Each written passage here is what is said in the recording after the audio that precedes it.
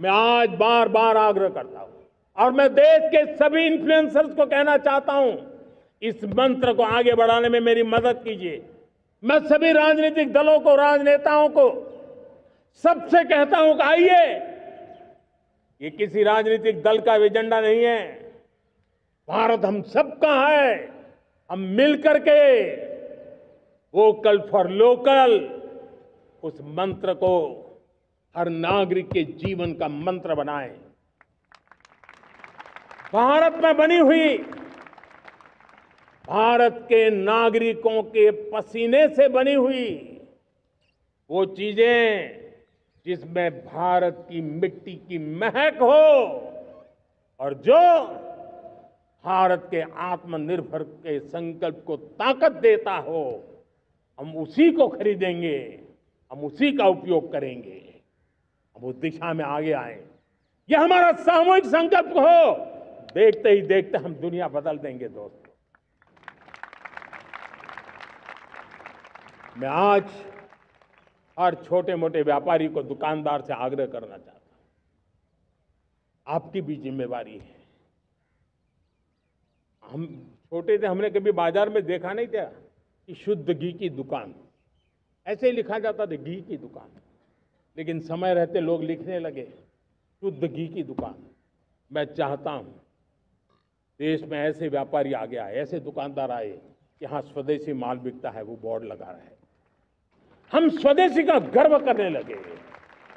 हम स्वदेशी मजबूरी में नहीं, मजबूती के साथ उपयोग करेंगे, मजबूती के लिए उपयोग करेंगे और जरूरत पड़ी तो औरों को मजबूर करने के लिए उपयोग करेंगे। ये हमारी ताकत होनी चाहिए, ये हमारा मंत्र होना चाहिए। मेरे प्यारे देशवासियों,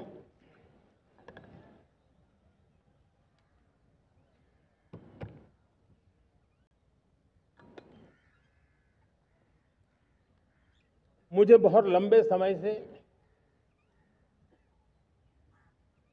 सरकार में काम करने का अवसर मिला है। मैंने कई सारे उतार चढ़ाव देखे हैं। सरकारों की मुसीबतों से भी मैं परिचित हूं, व्यवस्थाओं की मर्यादाओं से भी परिचित हूं। लेकिन उसके बावजूद भी हमारी जिम्मेवारी है कि हम किसी की लकीर को छोटी करने में अपनी ताकत बर्बाद न करें। मैं बड़े अनुभव से कहता हूं, किसी दूसरे की लकीर छोटी करने के लिए अपनी ऊर्जा हमें नहीं खपानी है। हमें पूरी ऊर्जा के साथ हमारी लकीर को लंबा करना है।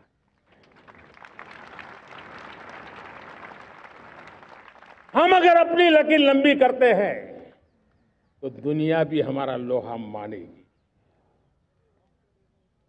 आज जब वैश्विक परिस्थितियों में आर्थिक स्वार्थ दिनों दिन बढ़ रहा है, तब समय की मांग है कि हम उन संकटों के रोते बैठने की जरूरत नहीं है। हिम्मत के साथ हम अपनी लकीर को लंबी करें। और मैं 25 साल के शासन के अनुभव से कह सकता हूं, अगर ये रास्ता हमने चुन लिया, हर किसी ने चुन लिया, तो फिर कोई स्वार्थ हमें अपनी चंगुल में नहीं फंसा सकता है। मेरे प्यारे देशवासियों, बीता दशक रिफॉर्म, परफॉर्म, ट्रांसफॉर्म कर रहा है। लेकिन अब हमें और नई ताकत से जुड़ना है। पिछले दिनों हमने कई रिफॉर्म्स किए। एफडीआई हो, इंश्योरेंस कंपनी की बात हो, विश्व की यूनिवर्सिटीज को भारत के अंदर स्थान देने की बात हो, कई रिफॉर्म्स किए हैं। 40,000 से ज्यादा अनावश्यक कंप्लायंसेस को हमने खत्म किया है। इतना ही नहीं, 1500 से अधिक पुराने कानून जो बाबा आदम के जमाने के थे, उन सबको हमने खत्म कर दिया है। हमने दर्जनों कानूनों को सरल करने के लिए संसद में जाकर के जनता के हितों को सर्वोपरि रख करके बदलाव किए हैं। इस बार भी हो हल्ला के बीच लोगों तक बात पहुंची नहीं होगी, लेकिन एक बहुत बड़ा रिफॉर्म इनकम टैक्स एक्ट में हुआ है। करीब 280 से ज्यादा धाराएं हमने समाप्त करने का निर्णय किया है। और साथियों, सिर्फ आर्थिक मोर्चे पर ही रिफॉर्म नहीं, हमने नागरिक के जीवन को भी आसान बनाने के लिए रिफॉर्म किए। इनकम टैक्स रिफंड की बात हो, रिफॉर्म का परिणाम है। फेसलेस असेसमेंट की बात हो, रिफॉर्म का परिणाम है। 12 लाख तक आज इनकम टैक्स से मुक्ति दे देना, देश का जो भविष्य बनाने में उत्सुक है ऐसा मेरा मध्यम वर्ग का परिवार आज फूला नहीं समा रहा है। कभी किसी ने सोचा नहीं था कि 12 लाख रुपए तक का इनकम टैक्स पर जीरो कर दिया जाएगा। आज कर लिया है। जब देश का सामर्थ्य बढ़ता है तो देशवासियों को लाभ मिलता है। अंग्रेजों के जमाने से दंड संहिता में हम दबे पड़े थे। दंड का भय दिखा करके जीवन चल रहा था। 75 साल आजादी के ऐसे ही गए। हमने दंड संहिता को खत्म कर दिया, न्याय संहिता को ले आए हैं। न्याय संहिता में भारत के नागरिक के प्रति विश्वास का भाव है। भारत के नागरिक के अंदर अपनेपन का भाव है, संवेदनशीलताओं से भरा हुआ है। हमने रिफॉर्म की यात्रा को तेज करने के लिए बीड़ा उठाया। हम बहुत तेजी से आगे बढ़ना चाहते हैं। मैं चाहता हूं देशवासियों, देश के लिए कर रहा हूं, मैं मेरे लिए नहीं कर रहा हूं, किसी का बुरा करने के लिए नहीं कर रहा हूं। मेरे राजनीतिक दल, मेरे प्रतिस्पर्धी साथी भी देश की इस उज्जवल भविष्य के लिए आगे आए, हमारा साथ दें।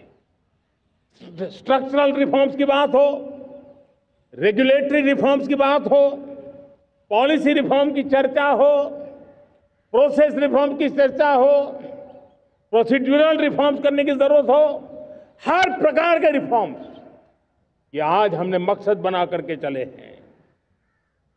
और मेरे प्यारे देशवासियों, नेक्स्ट जनरेशन रिफॉर्म्स के लिए हमें एक टास्क फोर्स गठित करने का निर्णय किया है।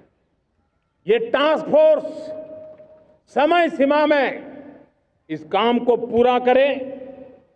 वर्तमान नियम, कानून, नीतियां, रीतियां 21वीं सदी के अनुकूल, वैश्विक वातावरण में अनुकूल और भारत को 2047 में विकसित राष्ट्र बनाने के संदर्भ में नए सिरे से तैयार हो और उसका समय सीमा में अपना कार्य पूरा करने के लिए इस टास्क फोर्स की रचना की है।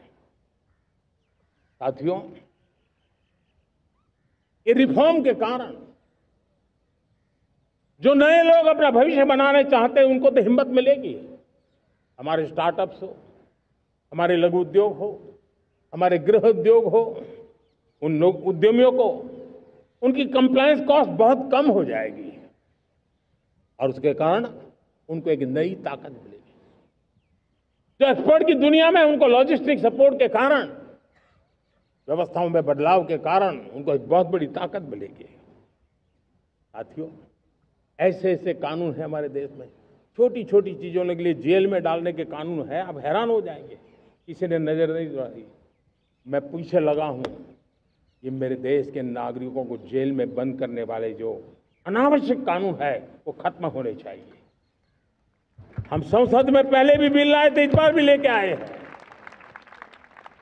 साथियों, इस दिवाली में आपकी डबल दिवाली का काम मैं करने वाला हूं।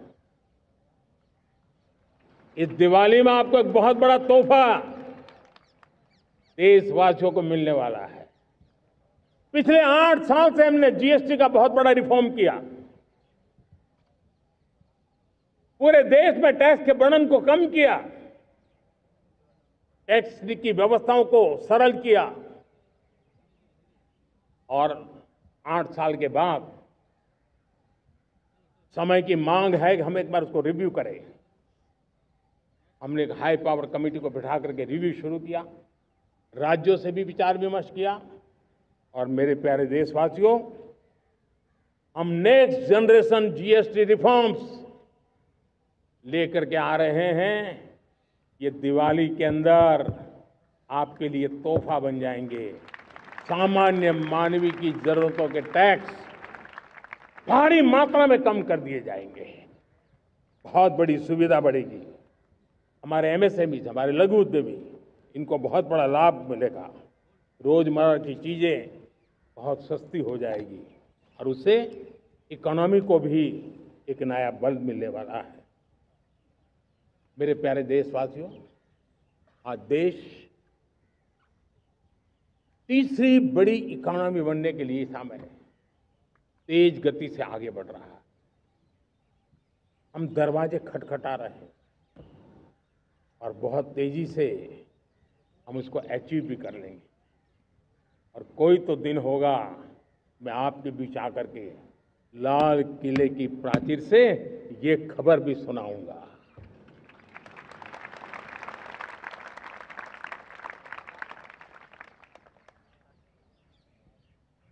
आज भारत की अर्थव्यवस्था और आर्थिक स्थिति को लेकर पूरी दुनिया आश्वस्त है।